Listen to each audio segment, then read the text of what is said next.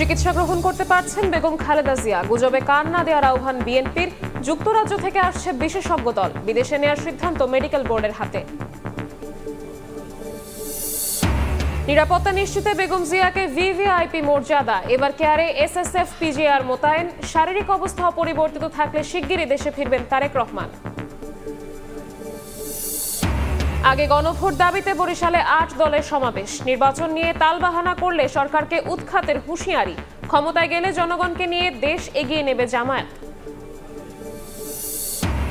অংশগ্রহণমূলক নির্বাচন চায় ইইউ। নতুন ভোটারদের জন্য উপযুক্ত পরিবেশ তৈরিতে চ্যালেঞ্জ দেখছেন মিলার। যে কোনো পরিস্থিতি মোকাবেলায় প্রস্তুত থাকার দাবি ইসির। এবং ৩ দফা দাবিতে প্রাথমিক ও মাধ্যমিক শিক্ষকদের কর্মবিরতিতে। বিভিন্ন স্কুলে ব্যাহত বার্ষিক পরীক্ষা। পড়াশোনায় বিঘ্ন হওয়ায় অভিভাবকদের ক্ষোভ।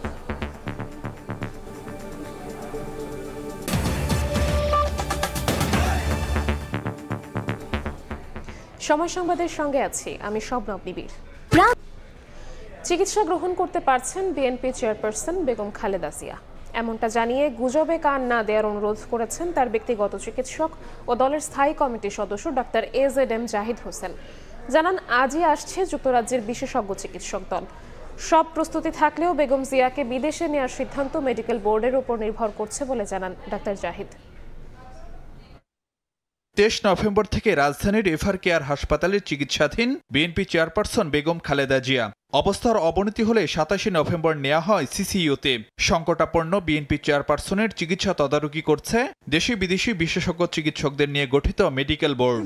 ইনশাআল্লাহ আমরা এই যাত্রাও আপনাদের ভালোবাসা। বেগম জিয়ার চিকিৎসা সংক্রান্ত সবশেষ খবর জানাতে মঙ্গলবার বেলা 12:30টার দিকে এভার কেয়ার হাসপাতালের সামনে ব্রিফিং করেন বিএনপি চেয়ারপারসনের ব্যক্তিগত চিকিৎসক ও দলের স্থায়ী কমিটির সদস্য ডাক্তার এজেডএম জাহিদ হোসেন। জানান, চিকিৎসা নিতে পারছেন বেগম জিয়া। কোনো গুজবে কান না দেওয়ার অনুরোধ করেন ডাক্তার জাহিদ।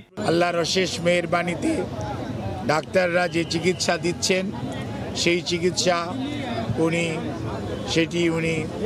গ্রহণ করতে পারছেন, অথবা আমরা যদি বলি মেনটেন করছেন। এই সংকটময় মুহূর্তে আপনাদের মাধ্যমে দেশবাসীর কাছে ওনার সুস্থতার জন্য দোয়া চাই। কোনো ধরনের গুজব ছড়ানো এবং গুজবে কান না দেওয়ার জন্য বিনীতভাবে পরিবারের পক্ষ থেকে, দলের পক্ষ থেকে আপনাদেরকে আমরা অনুরোধ করছি। উন্নত চিকিৎসার জন্য বেগম জিয়াকে দেশের বাইরে নেওয়ার বিষয়টি নির্ভর করছে বিশেষজ্ঞ চিকিৎসকদের পর্যবেক্ষণ ও পরামর্শের উপর, জানান ডাক্তার জাহিদ। ইউকে থেকে ওনাকে দেখার জন্য বিশেষজ্ঞ আসবেন এবং ওনারা দেখবেন। দেখার পরবর্তীতে ওনাকে যদি ট্রান্সফারেবল হয়, আমাদের যদি ট্রান্সফার করার প্রয়োজন পড়ে মেডিকেল বোর্ড মনে করে, তখনই ওনাকে সেই যথাযথ সময়ে ওনাকে চিকিৎসার জন্য দেশের বাইরে নিয়ে যাওয়া হবে। আমাদের সকল প্রস্তুতি আছে, কিন্তু সর্বোচ্চটা মনে রাখতে হবে যে রোগীর বর্তমান অবস্থা এবং সর্বোপরি মেডিকেল বোর্ডের পরামর্শের বাইরে কোনো কিছু করার সুযোগ এই মুহূর্তে আমাদের নেই। বেগম জিয়ার চিকিৎসার খোঁজ নিতে মঙ্গলবারও এভার কেয়ার হাসপাতালের সামনেই ভিড় করেন দেশের বিভিন্ন জায়গা থেকে আসা নেতাকর্মীরা। বিএনপি চেয়ারপারসনের সুস্থতা কামনায় দোয়া মোনাজাত করেন অনেকে। এদিকে অসুস্থতার কঠিন সময়ে বেগম জিয়ার সুস্থতা কামনায় জনগণের ঐক্য, সহমর্মিতা ও সংহতির জন্য দল ও পরিবারের পক্ষ থেকে কৃতজ্ঞতা প্রকাশ করেছেন বিএনপির ভারপ্রাপ্ত চেয়ারম্যান তারেক রহমান। ফেসবুক পোস্টে তিনি লিখেছেন, দেশি বিদেশিদের শুভকামনা তাকে গভীরভাবে স্পর্শ করেছে। দেশবাসীর সম্মিলিত সমর্থনই তার পরিবারের শক্তি ও প্রেরণার উৎস। ফারুক ভিয়া, রবিন, সময় সংবাদ, ঢাকা। বিএনপি চেয়ারপারসন বেগম খালেদা জিয়াকে ভিভিআইপি ঘোষণা করেছে অন্তর্বর্তী সরকার। যমুনায় উপদেষ্টা পরিষদের বিশেষ বৈঠকে এই সিদ্ধান্ত নেওয়া হয়। ব্রিফিংয়ে পরিকল্পনা উপদেষ্টা আরও জানান, নির্বিঘ্ন চিকিৎসা, প্রয়োজনে বিদেশে নেওয়ার পরিকল্পনা এবং উচ্চ মর্যাদা বিবেচনায় সাবেক প্রধানমন্ত্রীকে ভিভিআইপি ঘোষণার সিদ্ধান্ত নেওয়া হয়। এরই মধ্যে এভার কেয়ারে বেগম জিয়ার নিরাপত্তার দায়িত্ব নিয়েছেন এসএসএফ ও পিজিআর সদস্যরা।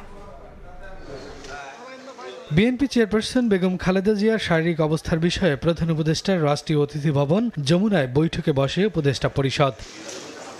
মঙ্গলবার সকালে অনুষ্ঠিত বিশেষ এই সভায় 3 বারের সাবেক প্রধানমন্ত্রী বিএনপি চেয়ারপারসন বেগম খালেদা জিয়ার আশু রোগমুক্তি কামনা করে দোয়া ও প্রার্থনা করা হয়। পাশাপাশি জাতির কাছে তার জন্য দোয়া ও প্রার্থনার আহ্বান জানানো হয়। সভা শেষে পরিকল্পনা উপদেষ্টা ওয়াহিদুদ্দিন মাহমুদ সাংবাদিকদের জানান, বেগম জিয়াকে রাষ্ট্রের গুরুত্বপূর্ণ ব্যক্তি হিসেবে ঘোষণার সিদ্ধান্ত নেওয়া হয়েছে। বিষয়টি তার পরিবারকেও অবহিত করা হয়েছে। এতে তাকে ভিভিআইপি নিরাপত্তা দেওয়ার নির্দেশনা প্রদান করা হয়। তার নিরাপত্তা ও যাতায়াতের সুবিধা এবং উচ্চ মর্যাদা বিবেচনায় তাকে রাষ্ট্রের অতি গুরুত্বপূর্ণ ব্যক্তি ভিভিআইপি ঘোষণা করার সিদ্ধান্ত নেওয়া হয়। এছাড়া বিএনপি চেয়ারপারসনের সার্বিক চিকিৎসা ব্যবস্থা ও উন্নত চিকিৎসার জন্য বিদেশে নেওয়া সহ সকল ধরনের পদক্ষেপ গ্রহণ করার সিদ্ধান্ত নেওয়া হয়েছে বলেও জানান পরিকল্পনা উপদেষ্টা। সভায় বেগম খালেদা জিয়ার বর্তমান শারীরিক অবস্থা বিবেচনায় হাসপাতালে তার নির্বিঘ্ন চিকিৎসা, প্রয়োজনে উন্নত চিকিৎসার জন্য বিদেশে নিয়ে যাওয়ার পরিকল্পনা অবিলম্বে কার্যকরের জন্য সংশ্লিষ্ট সকল সংস্থাকে নির্দেশনা প্রদান করা হয়। এদিকে দুপুর 2টার দিকে বিএনপি চেয়ারপারসন বেগম খালেদা জিয়ার নিরাপত্তায় রাজধানীর এভারকেয়ার হাসপাতালে মোতায়েন করা হয়েছে বিশেষ নিরাপত্তা বাহিনী এসএসএফ ও পিজিআর। তৎপরতা বেড়েছে পুলিশ সহ অন্য বাহিনীরও। বিশেষ নিরাপত্তা বাহিনী আইন 2021 অনুযায়ী অতি গুরুত্বপূর্ণ ব্যক্তিদের নিরাপত্তা বিধান করা এই বাহিনীর অর্থাৎ এসএসএফ এর দায়িত্ব। তাই প্রধান উপদেষ্টা ও রাষ্ট্রপতির ন্যায় বেগম জিয়ার সার্বিক নিরাপত্তা নিশ্চিতে এসএসএফ নিয়োজিত থাকবে এবং তার নিরাপত্তার বিঘ্ন ঘটাইতে পারে এইরূপ গোয়েন্দা তথ্য সংগ্রহ ও আদান প্রদান করিবে এবং তাহাদিকে দৈহিক নিরাপত্তা প্রদানের জন্য প্রয়োজনীয় সকল ব্যবস্থা গ্রহণ করবে। শফিকুজ্জামান রুবেল, সময় সংবাদ, ঢাকা।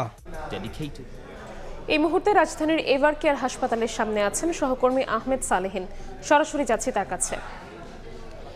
সালেহিন, সাবেক প্রধানমন্ত্রী বিএনপি চেয়ারপারসন বেগম খালেদা জিয়া আজকে 6ষ্ঠ দিনের মতো করোনারি কেয়ার ইউনিট সিসিউতে ভর্তি আছেন। অর্থাৎ আমি যেখানে দাঁড়িয়ে আছি সেটি রাজধানীর বসুন্ধরা আবাসিক এলাকার এভারকেয়ার হাসপাতালের সামনে এবং এই হাসপাতালেই বিএনপি চেয়ারপারসন বেগম খালেদা জিয়া গত 23শে নভেম্বর ভর্তি হয়েছিলেন এবং তারপরে 27 নভেম্বর তার ফুসফুসে সংক্রমণ নিয়ে তিনি সিসিউতে ভর্তি হয়েছিলেন এবং তিনি কিন্তু এখনও সিসিউতে আছেন।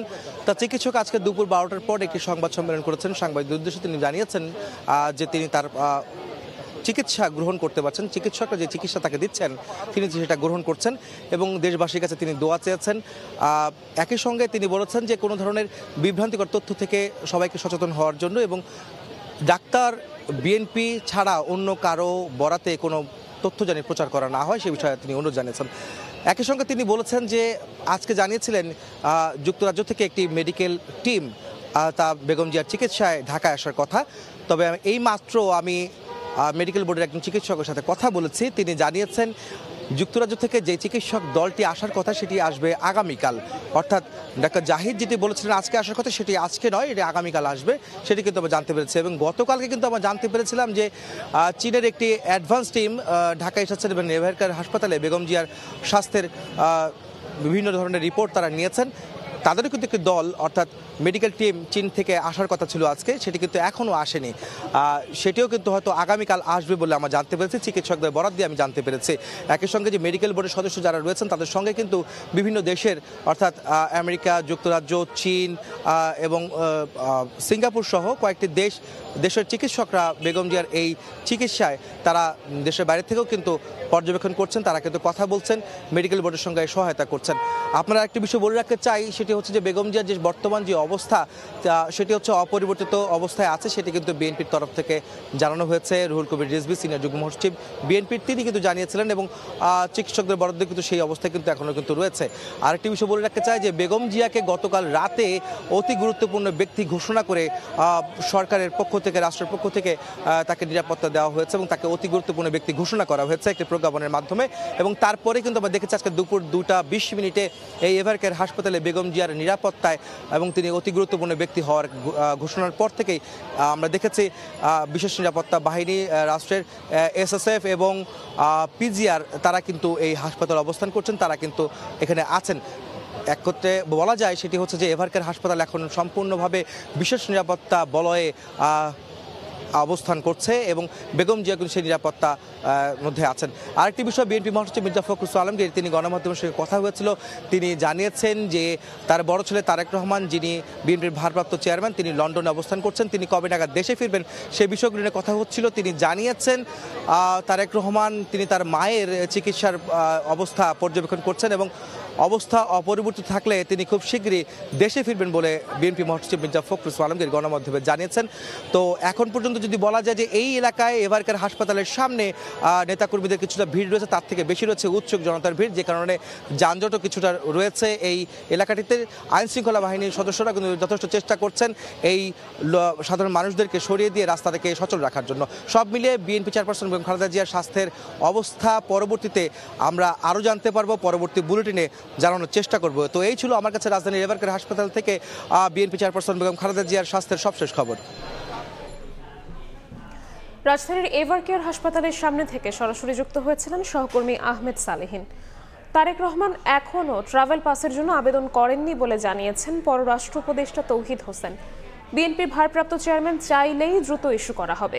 স্বরাষ্ট্র উপদেষ্টা জানান, বিশেষ ব্যক্তিদের ক্ষেত্রে বিশেষ নিরাপত্তা ব্যবস্থা নেবে সরকার। বেগম জিয়ার শারীরিক অবস্থা অপরিবর্তিত থাকলে শিগগিরই তারেক রহমান দেশে ফিরবেন বলে আশা জানিয়েছেন বিএনপি মহাসচিব।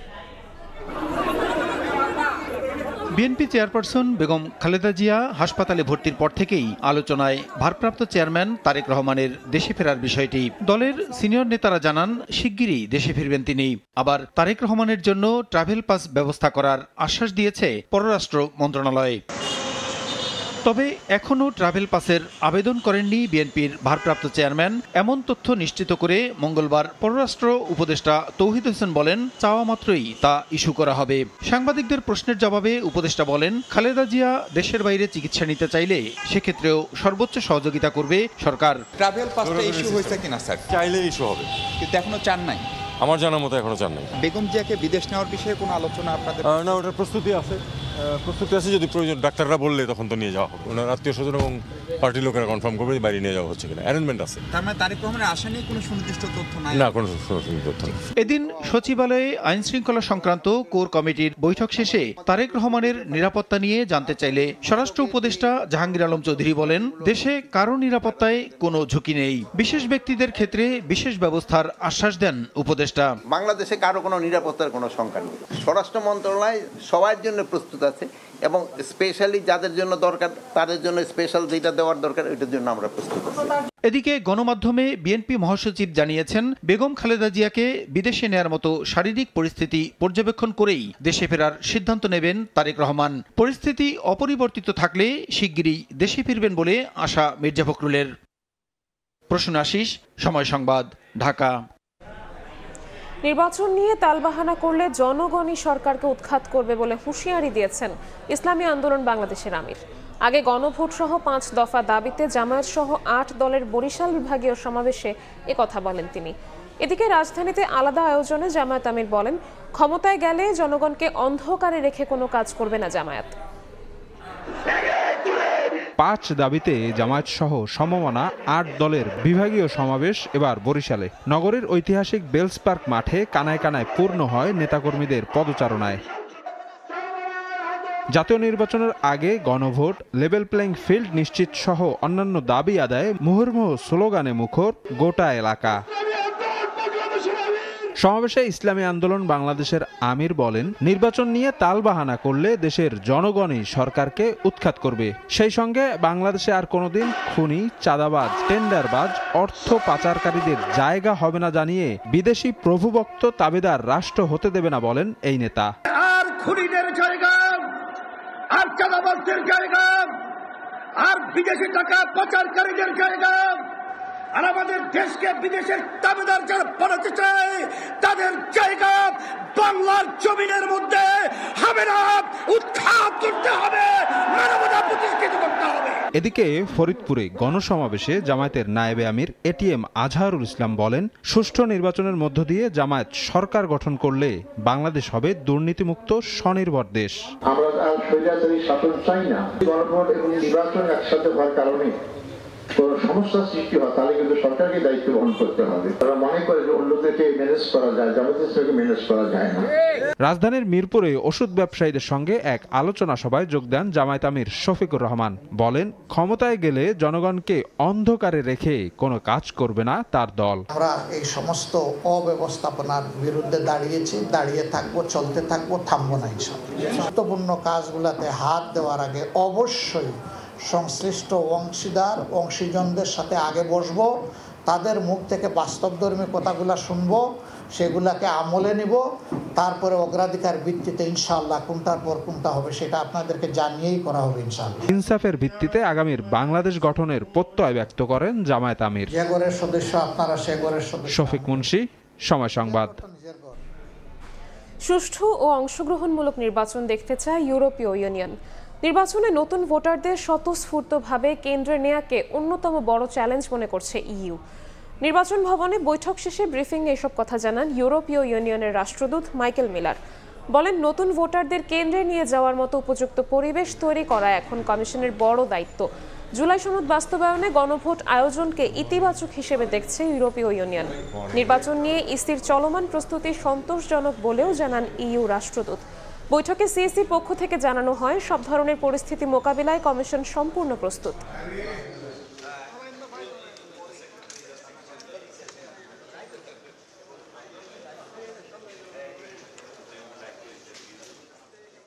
I mentioned the challenge will be that you generation of citizens who did not take part in previous polls. The Commission is ready for the holding of elections which will combine not only the popular vote but also, of course, the referendum on the July Charter. We will continue to support the holding of the first democratic election. The European Union is preparing to deploy a very large election observer mission.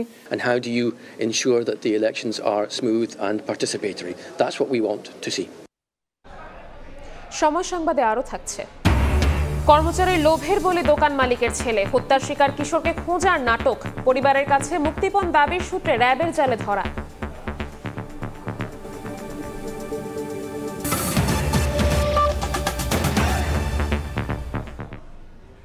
অন্তর্বর্তী সরকারের বৈধতা challenge করে আবেদনের শুনানি বুধবার পর্যন্ত মুলতবি করেছেন আপিল বিভাগ। মঙ্গলবার প্রায় 2 ঘন্টা শুনানি হয়। মতামত দেন 3 সিনিয়র আইনজীবী। বলেন, গণ অভ্যুত্থানের পর গঠন হওয়া সরকারের বৈধতা নিয়ে প্রশ্ন তোলার সুযোগ নেই। যে সরকার শপথ নেয়ার পর সুপ্রিম কোর্ট পুনর্গঠন করেছে, সেই আদালতে গিয়েই সেই সরকারের বৈধতা নিয়ে প্রশ্ন তোলা স্ববিরোধী। শপথ গ্রহণ করতেছি যে অন্তর্বর্তী সরকারকে অবৈধ ঘোষণা চেয়ে একটি মামলার শুনানি চলছে দেশের সর্বোচ্চ আদালতে। মামলা করা আইনজীবীর মূল যুক্তি হচ্ছে 5 আগস্টের গণঅভ্যুত্থানের মুখে তৎকালীন প্রধান বিচারপতি সহ আপিল বিভাগের বিচারপতিরা ক্যান্টনমেন্টে আশ্রয় নিয়েছিলেন। ফলে সংবিধানের 106 অনুচ্ছেদ অনুযায়ী সরকার গঠনে রাষ্ট্রপতির রেফারেন্সের বিষয়ে তাদের মতামত দেওয়ার সুযোগ নেই। এতে বর্তমান সরকারের শপথ ও গঠন প্রক্রিয়া অবৈধ হয়েছে। মঙ্গলবার শুনানিতে রিটকারীর এসব যুক্তি উড়িয়ে দিয়েছেন 3 আইনজীবী। শিশির মনির বলছেন, গণ অভ্যুত্থানই এই সরকারের ম্যান্ডেট। সুপ্রিম কোর্টের মতামত দেয়া বা নেয়ায় বৈধতা প্রশ্নবিদ্ধ হবে না। সারা দুনিয়ার কোথাও গণ অভ্যুত্থান হওয়ার পরে সরকার গঠনের জন্য আদালতের কাছে আসা হয় না, জনগণ নিজেরাই সরকার গঠন করেন। এখানেও তাই হয়েছে, সকলে মিলে কনসেনসাসের ভিত্তিতে সরকার গঠিত হয়েছে। এখানে আদালতের মতামতের পক্ষে বিপক্ষের কোনো প্রশ্ন জড়িত নেই। আইনজীবীরা বলছেন, যে সরকার সুপ্রিম কোর্ট পুনর্গঠন করেছে সেই আদালতে গিয়েই সেই সরকারের বৈধতা নিয়ে প্রশ্ন তোলা স্ববিরোধী। যেহেতু রাষ্ট্রপতি সাংবিধানিকভাবে তিনি নিয়োজিত ছিলেন এবং তিনি তার নেতৃত্বে তার সভাপতিত্বে অনুষ্ঠিত বৈঠকে অন্তর্বর্তীকালীন সরকার গঠনের যে সিদ্ধান্ত নিয়েছিলেন সেটা সংবিধান সম্মত। সুপ্রিম কোর্টের আপিল বিভাগের কাছে এসে বলছি যে সরকার অসাংবিধানিক, অথচ সেই আপিল বিভাগে কিন্তু ওই সরকারই গঠন করেছে। কাজে এটা তো স্ববিরোধী একটা কথা। বুধবার এ বিষয়ে শুনানির জন্য ফের বসবে আপিল বিভাগ। ওই দিন মতামত দেবেন রাষ্ট্রের সর্বোচ্চ আইন কর্মকর্তা। এর আগে সরকারের বৈধতা চ্যালেঞ্জ করে করা রিটটি খারিজ করেছিলেন হাইকোর্ট। আফজাল হোসেন, সময় সংবাদ, ঢাকা।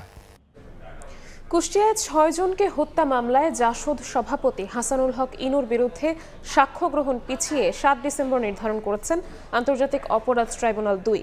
এর আগে সোমবার তার বিরুদ্ধে 2 জন সাক্ষ্য দেন। এই মামলায় ইনুর বিরুদ্ধে 6 জন হত্যাসহ মোট 8টি অভিযোগ আনা হয়।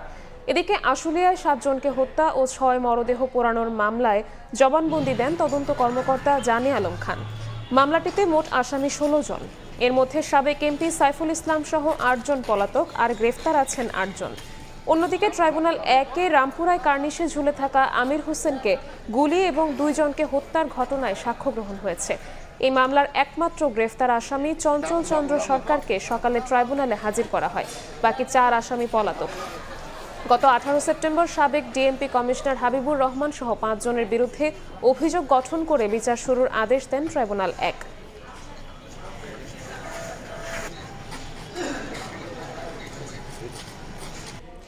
দাবি আদায়ে দ্বিতীয় দিনের মতো কর্মবিরতিতে সরকারি মাধ্যমিক ও প্রাথমিকের শিক্ষকরা। এতে ব্যাহত হচ্ছে বার্ষিক পরীক্ষা। প্রতিষ্ঠান প্রধানরা পরীক্ষা নিতে চাইলেও সহকারী শিক্ষকরা কর্মবিরতিতে থাকায় স্কুলে এসে ঘুরে গেছে শিক্ষার্থীরা। আবার কোনো প্রতিষ্ঠান চালু রেখেছে পরীক্ষা কার্যক্রম। বার্ষিক পরীক্ষার মধ্যে শিক্ষকদের কর্মবিরতিতে ক্ষুব্ধ অভিভাবকেরা। মঙ্গলবার বার্ষিক পরীক্ষার জন্য স্কুলে আসে শিক্ষার্থীরা, কিন্তু শিক্ষকদের কর্মবিরতির কারণে সেই পরীক্ষা নিতে পারেনি কর্তৃপক্ষ। পরীক্ষা দিতে এসেও ফিরে যেতে হয়েছে অনেক স্কুলের শিক্ষার্থীদের। হেড স্যারের কাছে ফোন দিছিল, তো সেই সময় আসলে বললো যে এক্সাম হবে, তো একদম তাড়াতাড়ি প্রস্তুতি নেওয়া লাগছে। সেটা শুনতেছি যে হবে না। কালকে আমরা আসছিলাম প্রিপারেশন নিয়ে, কালকে হয় নাই, ঘুরে গেছি, আজকেও হয় নাই। বিসিএস ক্যাডারভুক্ত করা সহ 4 দফা দাবিতে সোমবার থেকে কর্মবিরতিতে সরকারি মাধ্যমিক বিদ্যালয়ের শিক্ষকরা। এদিকে সরকারি প্রাথমিক বিদ্যালয়ের শিক্ষকরাও 10ম গ্রেড সহ 3 দফা দাবিতে পরীক্ষা নেওয়া বন্ধ রেখে কর্মবিরতি পালন করছেন। আমাদের আগামীকালকের পর্যন্ত কর্মসূচি, যদি এর ভিতরে আমাদের দাবিটা মেনে নেয়, আমরা পরশুদিন থেকে অর্থাৎ বৃহস্পতিবার থেকে আমরা আমাদের পরীক্ষা শিক্ষার্থীদের নেব। মাননীয় উপদেষ্টার কাছে, দেশবাসীর কাছে আমরা জানিয়েছি, এরপর যদি আমাদের দাবিগুলো মানা না হয় তারা আমরা আরো কর্মসূচি দিতে বাধ্য হব। বার্ষিক পরীক্ষার সময় শিক্ষকদের এমন কর্মসূচিতে ক্ষুব্ধ অভিভাবকরা। শিক্ষার্থীদের উপর এর নেতিবাচক প্রভাব পড়ার আশঙ্কা দেখছেন তারা। একটা বছর পড়াশোনা করছে, আর এই সময় ওদের মন মানসিকতা একটু অন্যরকম হয়ে যাচ্ছে। প্রতিদিনই বলে আম্মু কালকে কি পরীক্ষাটা হবে, এসে ওর বাবা এসে জিজ্ঞাসা করে দেয় ম্যাডাম কি হবে। ফাইনাল পরীক্ষার মাঝ বরাবর এসে কেন এই ধরনের ডিসিশন নিয়ে বাচ্চাদের হয়রানি করতেছে? এটা কি বাচ্চাদের মানসিকভাবে তাদের উপরে প্রেসার দেওয়া হচ্ছে না? তবে সব প্রতিষ্ঠানে শিক্ষকদের কর্মবিরতির প্রভাব পড়েনি। কোনো প্রতিষ্ঠান চালু রেখেছে বার্ষিক পরীক্ষা। এমনকি কোনো প্রতিষ্ঠানের শিক্ষার্থীরা বার্ষিক পরীক্ষা নেওয়ার দাবিতে বিক্ষোভ করেছে। আমাদেরও কিছু দাবি আছে। মনিরুজ্জামান প্রান্ত, সময় সংবাদ। এ যেন ঘরের শত্রু বিভীষণ। গ্রামের গরিব ঘরের ছেলেকে নিজের প্রতিষ্ঠানে কর্মচারীর কাজ দিয়ে শেষমেশ তার হাতেই খুন হলো নিজের ছেলে। মুক্তিপণের 5 কোটি টাকা হাতানোর জন্য দোকান মালিকের 13 বছর বয়সী ছেলে আতিককে অপহরণের পর হত্যা করে কর্মচারী তারেক। রাজধানীতে সম্প্রতি ঘটা এই খুনের অভিযোগ পাওয়ার 24 ঘন্টার মাথায় র্যাবের জালে ধরা পড়ে হত্যায় জড়িত বিরিয়ানি দোকানের কর্মচারী তারেক। মাসুদুর রহমানের রিপোর্ট। 14 নভেম্বর রাত 8টা রাজধানীর আজিজ সুপার মার্কেটের মুসলিম বিরিয়ানিতে তেহারি খেতে যায় মালিকের ছেলে আতিক হাসান। কথা ছিল খাওয়া শেষে বাসায় ফিরবে আতিক, কিন্তু সেই থেকে নিখোঁজ আতিক। একমাত্র ছেলেকে খুঁজে না পেয়ে দিশেহারা বাবা বাবুল হোসেন পুরো এলাকা তন্ন করে ঘুরে ঘেটে দেখেছেন সিসিটিভি ফুটেজ। তারপরও খোঁজ মেলেনি আতিকের। থানা পুলিশ, গোয়েন্দা পুলিশের দ্বারে দ্বারে ঘুরে অবশেষে দ্বারস্থ হন র্যাবের। দেন লিখিত অভিযোগ। নিখোঁজ হওয়ার পর আমরা রাত্রে গেলাম শাহবাগ থানায় জিডি করার জন্য। র্যাবের অফিসে 3টা বাজে র্যাবে কার্যক্রম চালাইলো। এর মাঝে ঘটনার নতুন মোড় নেয়। র্যাবের সঙ্গে যোগাযোগের আগেই 5 কোটি টাকার বিনিময়ে ছেলেকে ফিরিয়ে দেওয়ার আশ্বাস আসে বিভিন্ন ফোন থেকে। পরে দেখা যায় ফোন নম্বরগুলো ছিল একাধিক রিকশা চালক। কয়েকজন রিকশা চালককে আটকের পরও খোঁজ মেলেনি আতিকের। 5 কোটি টাকা থেকে মুক্তিপণ নামে 5 লাখে। পরে মুক্তিপণের টাকা নিয়ে আসামি ধরতে ফাঁদ পাতে র্যাব। উত্তরা পল্লবী একাধিক জায়গায় অভিযানের পর কারওয়ান বাজারে সন্ধান মেলে অপহরণকারীর। বেরিয়ে আসে থলের বেড়াল। দেখা যায় অপহরণকারী নিখোঁজ আতিকের বাবারই দোকানের কর্মচারী তারেক। পরিকল্পনা মতো 14 নভেম্বর আতিককে ঘুরতে যাওয়ার কথা বলে নেওয়া হয় দিয়াবাড়িতে। সেখানে গিয়ে ঘটে আরেক নাটকীয়তা। তারেক ও আতিক পরে ছিনতাইকারীর কবলে। সর্বস্ব লুটে নেওয়ার পরও আতিককে নিয়ে বাসায় ফিরতে চান না তারেক। এবার তারেককে সন্দেহ করে আতিক। পরে আতিককে গলায় শার্ট পেঁচিয়ে শ্বাসরোধ করে হত্যা করে তারেক। মৃত্যু নিশ্চিত করে খালের ভেতর মরদেহ ফেলে ফিরে আসে সে। এখানেই শেষ নয়। হত্যার পর এবার নতুন নাটক শুরু করে তারেক। আতিকের পরিবারের সঙ্গে মিলে খোঁজা শুরু করে তারেক। একই সঙ্গে মুক্তিপণ আদায়ের চেষ্টাও চালাতে থাকে সে। বিভিন্ন রিকশায় ঘুরে ঘুরে রিকশা চালকদের ফোন দিয়ে ভিন্ন কণ্ঠে আতিকের বাবাকে ফোন করে মুক্তিপণ চায় তারেক। তবে শেষ রক্ষা হয়নি, ধরা পড়ে র্যাবের জালে। বিভিন্ন রিকশায় ওঠে এবং রিকশাওয়ালাদের ফোন ব্যবহার করে ভিকটিমের পিতাকে ফোন দেয় এবং মুক্তিপণ চায়। এই মুক্তিপণ দাবি করে তাকে বোঝানোর চেষ্টা করে যে ভিকটিম এখনো বেঁচে আছে। তারেক ছাড়াও 2 ছিনতাইকারীকে গ্রেফতার করে র্যাব, কিন্তু এখন পর্যন্ত হত্যার সঙ্গে ছিনতাইকারীদের সম্পৃক্ততা পাওয়া যায়নি। এদিকে তারেক একাই অপহরণ ও হত্যা করেছে বলে আদালতে জবানবন্দি দিয়েছেন। মাসুদুর রহমান, সময় সংবাদ, ঢাকা। দেশপ্রেমে উদ্বুদ্ধ হয়ে যে কোনো চ্যালেঞ্জ গ্রহণে ক্যাডেটদের প্রস্তুত থাকার আহ্বান জানিয়েছেন সেনাপ্রধান জেনারেল ওয়াকারুজ্জামান। চট্টগ্রামে বাংলাদেশ মিলিটারি একাডেমিতে আয়োজিত শীতকালীন রাষ্ট্রপতি কুচকাওয়াজে অংশ নিয়ে একথা বলেন তিনি। অনুষ্ঠানে 204 জন নবীন সেনা অফিসার কমিশন লাভ করেন। সাখাওয়াত টিপুর ছবিতে বিস্তারিত জানাচ্ছেন ফেরদৌস লিপি। দীর্ঘ 3 বছরের কঠোর অনুশীলনের পর কমিশন প্রাপ্তি, সেই খুশিতে বাঁধ ভাঙা উচ্ছ্বাস নবীন সেনা অফিসারদের। মঙ্গলবার সকালে চট্টগ্রামে বাংলাদেশ মিলিটারি একাডেমিতে অনুষ্ঠিত হয় শীতকালীন রাষ্ট্রপতি কুচকাওয়াজ। এতে প্রধান অতিথি ছিলেন সেনা প্রধান জেনারেল ওয়াকারুজ্জামান। সালাম গ্রহণ ও কুচকাওয়াজ পরিদর্শন শেষে নবীন ক্যাডেটদের শুভেচ্ছা জানান তিনি। তোমাদেরকে যে কোনো ধরনের চ্যালেঞ্জ গ্রহণের জন্য সর্বদা প্রস্তুত থাকতে হবে। সামরিক চেতনা ও মূল্যবোধকে সমুন্নত রাখতে এবং যে কোনো সিদ্ধান্ত গ্রহণের ক্ষেত্রে দেশপ্রেমকে সর্বাধিক গুরুত্ব দিতে হবে। পরে পুরস্কার তুলে দেওয়া হয় সেরা চৌকস ক্যাডেটদের হাতে। প্রশিক্ষণে কৃতিত্ব অর্জনের জন্য সোর্ড অব অনার পান আজমাইন ইশরাক। এই সময় নবীন অফিসারদের র্যাঙ্ক ব্যাচ পরিয়ে দেন সেনা প্রধান ও তাদের অভিভাবকরা। শৈশব থেকে আমি স্বপ্ন দেখেছি যে সেনাবাহিনীতে যোগদান করব, আজ সেই স্বপ্ন আমার পূরণ হয়েছে। এটা অনেক কঠিন একটা প্রশিক্ষণ ছিল, বাট আলহামদুলিল্লাহ আমরা সুন্দরভাবে শেষ করতে পারছি। এই জন্য সবার কাছে আন্তরিক ধন্যবাদ। আমার কাছে খুব আনন্দ লাগছে, আমি খুব গর্বিত আমার ছেলে হতে গেছে। এবার 89তম বিএমএ দীর্ঘমেয়াদী কোর্সে 184 জন এবং 60তম বিশেষ কোর্সে 20 জন অফিসার ক্যাডেট কমিশন লাভ করেন। দীর্ঘ কঠিন প্রশিক্ষণ শেষে এসব নবীন অফিসাররা দেশের জনগণ ও সার্বভৌমত্ব রক্ষায় সর্বাগ্রে কাজ করবে, এমন প্রত্যাশা সংশ্লিষ্টদের। ফেরদৌস লিপি, সময় সংবাদ, চট্টগ্রাম। সরকারের সামাজিক সুরক্ষা কর্মসূচির সুবিধা নিতে 10,000 টাকা পর্যন্ত ঘুষ দিতে হচ্ছে ক্ষুদ্র নৃগোষ্ঠীর জনগণকে। দেশে জাতীয় দারিদ্র্যের হার 18.7% হলেও পার্বত্য ও ক্ষুদ্র নৃগোষ্ঠী অধ্যুষিত সমতলে এই হার 80% পর্যন্ত। এমন তথ্য উঠে এসেছে টিআইবির প্রতিবেদনে। সংস্থাটি বলছে, সেনাবাহিনী ছাড়া পার্বত্য অঞ্চলে শান্তি প্রতিষ্ঠা সম্ভব নয়। জাতীয় পর্যায়ে দারিদ্র্যের হার যেখানে 18.7%, পার্বত্য চট্টগ্রামে এর চেয়ে অনেক বেশি 65%, আর ক্ষুদ্র নৃগোষ্ঠী অধ্যুষিত সমতল এলাকায় যা 80%। অথচ সামাজিক নিরাপত্তা কর্মসূচির সুবিধা পেতে 500 থেকে 10,000 টাকা পর্যন্ত ঘুষ দিতে হচ্ছে ক্ষুদ্র নৃগোষ্ঠীর জনগণকে। ট্রান্সপারেন্সি ইন্টারন্যাশনাল বাংলাদেশ টিআইবির করা ক্ষুদ্র নৃগোষ্ঠী অন্তর্ভুক্তিমূলক এক প্রতিবেদনে উঠে এসেছে এমন তথ্য। তারা ধর্মীয়, জাতিগত এবং পেশাগত পরিচয়ের কারণে সরকারি সুবিধা পেতে বৈষম্যের সম্মুখীন হচ্ছেন বলে তুলে ধরা হয়েছে ওই প্রতিবেদনে। পার্বত্য শান্তি চুক্তিতে আংশিকভাবে আদিবাসীদের ভূমি অধিকারের স্বীকৃতি দেওয়া হলেও সমতলের আদিবাসীদের জন্য এমন পৃথক কোনো ভূমি আইন নেই, এবং জাতীয় যে ভূমি সম্পর্কিত যে আইনগুলো রয়েছে সেখানেও আদিবাসীদের প্রথাগত ভূমি সত্ত্বের স্বীকৃতি নেই। বিদ্যমান যে উন্নয়ন পরিকল্পনাগুলো রয়েছে সেখানেও স্থানীয় সামাজিক, অর্থনৈতিক এবং ভৌগোলিক বাস্তবতার প্রতিফলন দেখা যাচ্ছে না। এই প্রতিবেদন প্রকাশ উপলক্ষে মঙ্গলবার সকালে রাজধানীর ধানমন্ডিতে টিআইবির নিজস্ব কার্যালয়ে অনুষ্ঠানে উন্নয়নের মূলধারায় ক্ষুদ্র নৃগোষ্ঠী জনগণকে অন্তর্ভুক্তি করতে সামাজিক, অর্থনৈতিক ও রাজনৈতিক বৈষম্য দূর করার তাগিদ দেন সংস্থাটির নির্বাহী পরিচালক। বলেন, পার্বত্য এলাকায় শান্তি ফেরাতে কোনো বিকল্প নেই সেনাবাহিনীর। প্রান্তিক জনগোষ্ঠীর কে কেন্দ্র করে দুর্নীতি অনেক হচ্ছে, ঘুষ লেনদেন হচ্ছে, যাদের এটা হচ্ছে বাঁচা মরার বিষয়। সেখানে আমরা যেটা দেখলাম যে 500 থেকে 10,000 টাকা পর্যন্ত ঘুষ আদায় করা হচ্ছে। সমতল আদিবাসীদের জন্য আলাদা ভূমি কমিশন করতে হবে, সেটা সরকারের অঙ্গীকার পঞ্চবার্ষিক পরিকল্পনা, সেটা কেন করা হলো না? আর যতটুকুই হয়েছে সেখানে আছে বাজেট বরাদ্দ স্বল্পতা, আমরা খুব পরিষ্কারভাবে দেখতে পেয়েছি, যে কারণে প্রতি 5 জনের মধ্যে আবেদনকারীর মধ্যে 1 জন মাত্র তালিকাভুক্ত হতে পেরেছে। এ সময় জানানো হয়, সামষ্টিক বিচারে জাতীয় পর্যায়ে সামাজিক নিরাপত্তা কর্মসূচিতে অন্তর্ভুক্তির হার 24.57%, অথচ প্রান্তিক জনগোষ্ঠীর অন্তর্ভুক্তি মাত্র 7.31%। সাইফুল ইসলাম, সময় সংবাদ, ঢাকা। সময় টেলিভিশনের সংবাদ প্রকাশের পর অবশেষে দেশে ফিরছেন আমিরাতে কারাবন্দী 24 জন জুলাই যোদ্ধা। যে স্বজনদের চোখে মুখে ছিল শুধু হতাশা, প্রিয়জনের মুক্তির খবরে তারাই আজ আনন্দে আত্মহারা। আবুধাবির আল সদর কারাগারে বন্দী থাকা 24 প্রবাসী বাংলাদেশির মুক্তির খবর পরিবারগুলোর কাছে যেন নতুন জীবনের শুরু।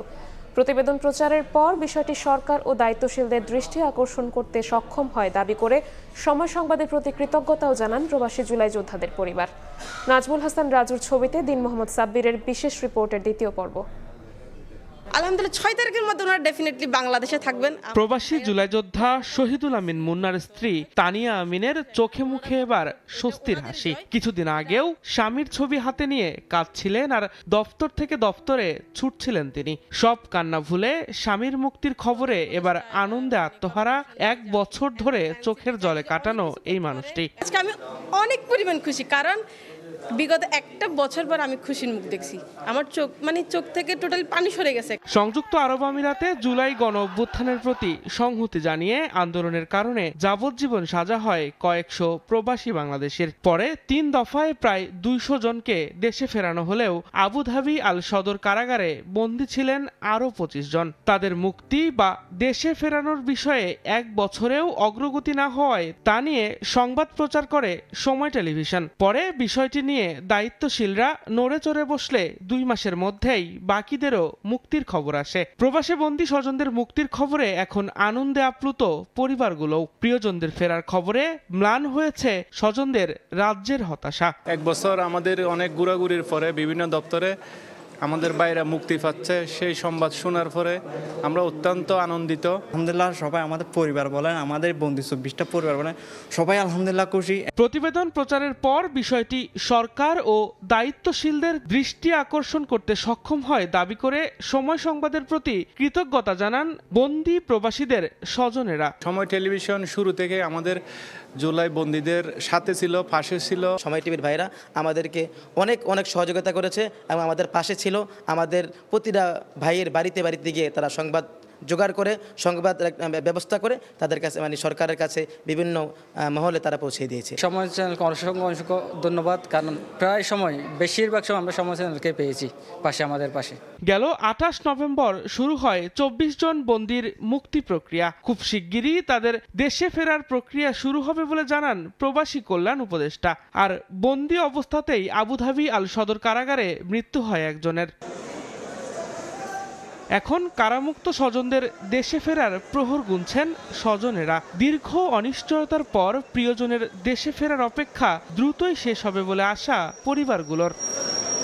দিন মোহাম্মদ সাব্বির, সময় সংবাদ, ঢাকা।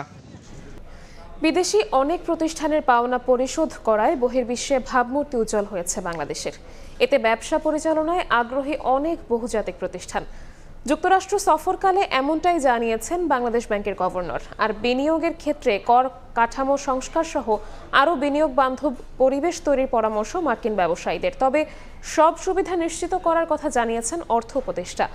অর্থনীতিবিদদের মতে সবকিছুই নির্ভর করছে নির্বাচিত সরকারের উপর।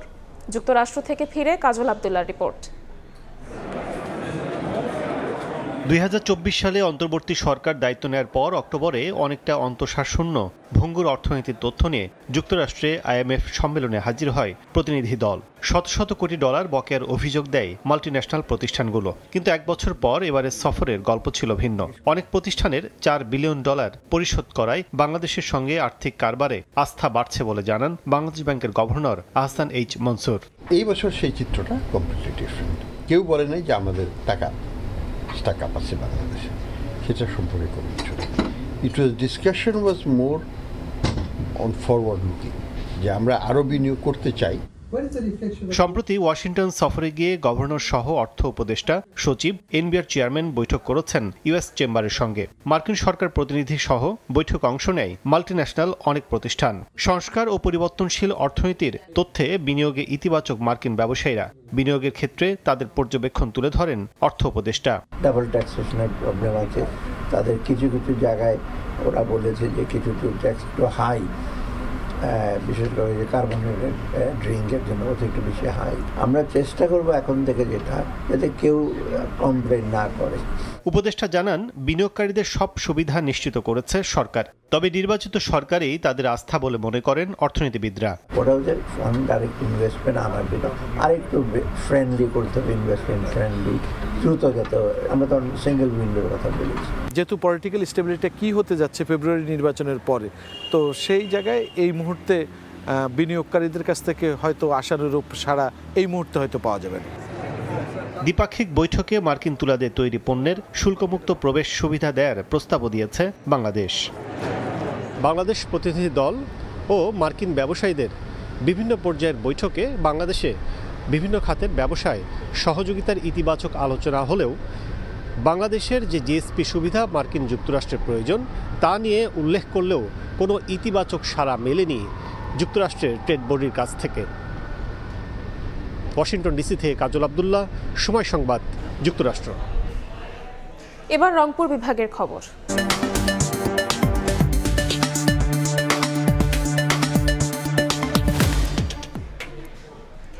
রংপুর বিভাগে মাত্র 2টি সরকারি হাসপাতালে আইসিইউ সেবা চালু থাকলেও চাহিদার তুলনায় অপ্রতুল। ফলে মোটা অঙ্কের টাকা খরচ করে রোগীদের আইসিইউ সেবা নিতে হয় বেসরকারি হাসপাতালে। বিশেষজ্ঞরা বলছেন, সরকারের সুনির্দিষ্ট কোনো নীতিমালা না থাকায় যে যার মতো মূল্য নির্ধারণ করছে। যদিও স্বাস্থ্য বিভাগ বলছে নীতিমালা না থাকলেও বিষয়টি নিয়ে তারা কাজ করছে। শাকিল মাহমুদের ছবিতে নাজমুল ইসলাম নিশাতের রিপোর্ট।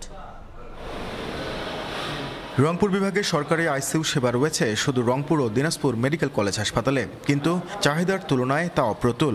রংপুর মেডিকেল কলেজে প্রতিদিন 2000 রোগী সেবা নেন, সেখানে আইসিইউ বেড মাত্র 10টি, অথচ আন্তর্জাতিক মান অনুযায়ী এ সংখ্যা হওয়া উচিত কমপক্ষে 200। কনস্ট্যান্ট চাপের কারণেও আমরা অনেক সময় রোগী নিতে পারি না। রোগীর চাপ সামলানোর জন্য আমি মনে করি আমাদের আইসিইউ শয্যা সংখ্যা বৃদ্ধি করা প্রয়োজন। এদিকে সরকারি হাসপাতালে আইসিইউ, এনআইসিইউ ও এসডিইউ সংকটের সুযোগ নিচ্ছে বিভিন্ন বেসরকারি হাসপাতাল।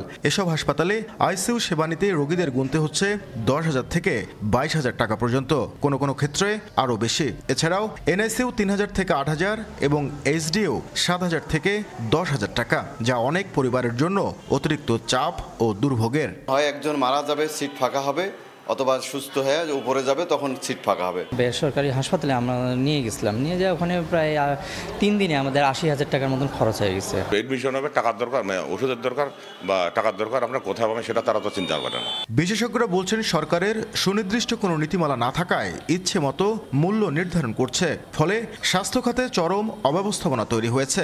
নিয়ম নীতির মাধ্যমে A grade, B grade, C গ্রেডের অনুযায়ী বিভিন্ন সেবার তারা মূল্য নির্ধারণ করবে, কিন্তু এটা তো তারা বাস্তবায়ন করতেছে না। বাস্তবায়ন করতেছে না জন্যই তো বেসরকারি যে সমস্ত হসপিটাল, ক্লিনিক, ডায়াগনোসিস তারা সুযোগটা নিচ্ছে। তবে স্বাস্থ্য বিভাগের দাবি, নীতিমালা না থাকলেও বিষয়টি নিয়ে তারা কাজ করছেন। যখন যেখানে আমরা কোনো অনিয়ম বা ব্যত্যয় পাচ্ছি, সেখানে আমরা প্রচলিত নিয়ম মোতাবেক আমরা সেখানে ব্যবস্থা গ্রহণ করছি। প্রশ্ন উঠেছে, স্বাস্থ্য খাতের শৃঙ্খলা ফেরাতে জনগুরুত্বপূর্ণ এমন বিষয়ে দীর্ঘ সময়ে কেন নীতিমালা প্রণয়ন করা হয়নি। শুধু আইসিইউ, সিসিইউ কিংবা এনআইসিইউ নয়, বিভিন্ন ডায়াগনস্টিক সেন্টারে রোগ নির্ণয়ের যে মূল্য নির্ধারণ করা হয়েছে সেটিও নির্ধারণ করেছে প্রতিটি ডায়াগনস্টিক সেন্টার নিজেই। বিশেষজ্ঞরা বলছেন, কোন ডায়াগনস্টিক সেন্টারে কোন পরীক্ষা করতে কী পরিমাণ অর্থ খরচ হবে সেটি জনগণের সামনে উন্মুক্ত করতে একটি শক্ত নীতিমালা প্রণয়ন করা জরুরি। নাজমুল ইসলাম নিশাত, সময় সংবাদ, রংপুর। আমানতকারীদের আস্থা ফেরানোই নতুন ব্যাংকের প্রথম কাজ। সেই চেষ্টাই করবে সম্মিলিত ইসলামী ব্যাংক, এমন আশার কথাই জানিয়েছেন নবনিযুক্ত চেয়ারম্যান ডক্টর আয়ুব আলী। আর বাংলাদেশ ব্যাংক বলছে, খুব দ্রুতই নিয়ম অনুযায়ী ব্যাংকে লেনদেন করতে পারবেন আমানতকারী ও অন্যান্য গ্রাহকরা। 9 নভেম্বর প্রাথমিক অনুমোদনের 20 দিনের মাথায় 30 নভেম্বর চূড়ান্ত অনুমোদন পায় সম্মিলিত ইসলামী ব্যাংক। নতুন চেয়ারম্যান হিসেবে দায়িত্ব পান সাবেক সচিব ডক্টর আয়ুব আলী। পরদিন লাইসেন্স হস্তান্তর হয় অর্থ মন্ত্রণালয়ের আর্থিক প্রতিষ্ঠান বিভাগে।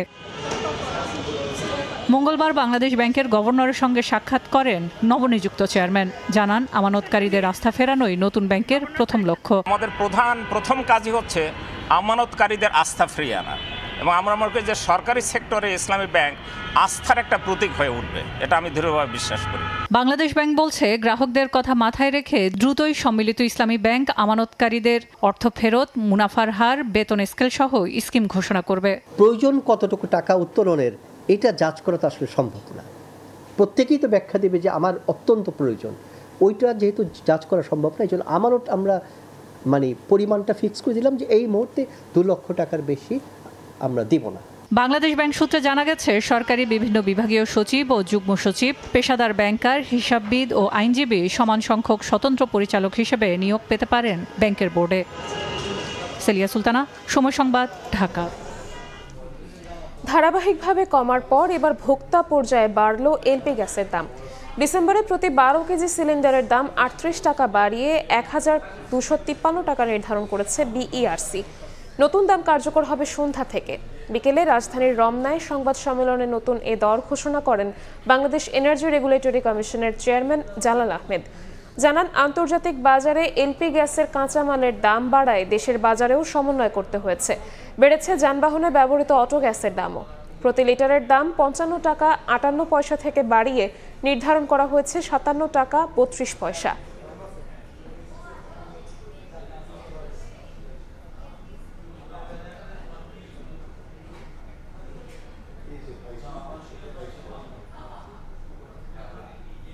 দেশের বাইরের খবর। সাবেক প্রধানমন্ত্রী ইমরান খানের দল পাকিস্তান তেহরিক ইনসাফের বিক্ষোভ কর্মসূচি ঘিরে ইসলামাবাদ ও রাওয়ালপিন্ডিতে 144 ধারা জারি করা হয়েছে। জোরদার করা হয়েছে নিরাপত্তা ব্যবস্থা। ইমরানের শারীরিক অবস্থার খবর ঘিরে অস্থিরতা সৃষ্টির আশঙ্কায় এমন পদক্ষেপ নিয়েছে শাহবাজ প্রশাসন। ভুয়া খবর ছড়িয়ে পড়ার বিরুদ্ধে ব্যবস্থা নিতে সাইবার ক্রাইম এজেন্সিকে ব্যবস্থা নেওয়ার নির্দেশ দিয়েছেন দেশটির মন্ত্রী মহসিন নাকভি। পাকিস্তানের সাবেক প্রধানমন্ত্রী ইমরান খানের শারীরিক অবস্থার খবর ঘিরে উত্তেজনা বাড়ছে। মঙ্গলবার সকাল থেকেই ইসলামাবাদ হাইকোর্টের সামনে নিরাপত্তা জোরদার করা হয়। অস্থিরতা সৃষ্টির আশঙ্কায় এদিন রাজধানী সহ পার্শ্ববর্তী রাওয়ালপিন্ডিতেও 144 ধারা জারি করা হয়। ইসলামাবাদে 2 মাস এবং রাওয়ালপিন্ডি শহরে এই অধ্যাদেশ জারি থাকবে বুধবার পর্যন্ত। এর আওতায় সব ধরনের সভা সমাবেশ, অবস্থান কর্মসূচি, মিছিল সহ 5 জনের বেশি মানুষের জমায়েত নিষিদ্ধ ঘোষণা করা হয়েছে। নির্দেশনা অমান্য করলে কঠোর ব্যবস্থা নেওয়ার হুঁশিয়ারি দিয়েছে সরকার। এর আগে কারাবন্দী ইমরান খানের সঙ্গে সাক্ষাতের দাবিতে মঙ্গলবার ইসলামাবাদ হাইকোর্ট ও আদালিয়া কারাগারের সামনে বিক্ষোভ কর্মসূচি পালনের ঘোষণা দেয় পিটিআই। দলটির দাবি, হাইকোর্টের নির্দেশে সপ্তাহে 2 দিন ইমরান খানকে তার পরিবারের সঙ্গে দেখা করতে দেওয়ার কথা থাকলেও তা মানা হচ্ছে না। ইমরান খানের শারীরিক অবস্থা নিয়ে কিছু বিষয় গোপন করা হচ্ছে বলে আশঙ্কা প্রকাশ করেছেন তার ছেলে কাশিম খান। গত 3 সপ্তাহেরও বেশি সময় ধরে তার সঙ্গে দেখা করতে দেয়া হয়নি বলেও দাবি করেন কাশিম। যদিও নাম প্রকাশে অনিচ্ছুক কারা কর্মকর্তার বরাত দিয়ে গণমাধ্যম ডন জানিয়েছে পিটিআই প্রতিষ্ঠাতা সুস্থ আছেন। এদিকে পাকিস্তানে ব্যাপক হারে ভুয়া খবর ছড়িয়ে পড়ার বিরুদ্ধে সাইবার ক্রাইম এজেন্সিকে ব্যবস্থা নেওয়ার নির্দেশ দিয়েছেন মহসিন নাকভি। স্থানীয় সময় সোমবার লাহোরে এক সংবাদ সম্মেলনে গত কয়েক সপ্তাহে সামাজিক যোগাযোগ মাধ্যমে ছড়িয়ে পড়া 90% খবরই ভুয়া বলে দাবি করেন মন্ত্রী। নাসরিন রুমি, সময় সংবাদ। এ পর্যায়ে শীর্ষ সংবাদগুলো জানিয়ে দিচ্ছি আরও একবার। চিকিৎসা গ্রহণ করতে পারছেন বেগম খালেদা জিয়া। গুজবে কান না দেওয়ার আহ্বান বিএনপির। যুক্তরাজ্য থেকে আসছে বিশেষজ্ঞ দল। বিদেশে নেওয়ার সিদ্ধান্ত মেডিকেল বোর্ডের হাতে। নিরাপত্তা নিশ্চিতে বেগম জিয়াকে ভিভিআইপি মর্যাদা। এভার কেয়ারে এসএসএফ পিজিআর মোতায়েন। শারীরিক অবস্থা অপরিবর্তিত থাকতে শিগগিরই দেশে ফিরবেন তারেক রহমান। এবং আগে গণভোট দাবিতে বরিশালে 8 দলের সমাবেশ। নির্বাচন নিয়ে তালবাহানা করলে সরকারকে উৎখাতের হুঁশিয়ারি। ক্ষমতায় গেলে জনগণকে নিয়ে দেশ এগিয়ে নেবে জামায়াত।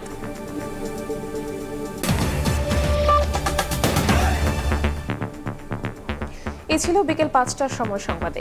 এরপর বাংলার সময় নিয়ে আসছে কিছুক্ষণ পরই। সঙ্গেই থাকুন সময়ের।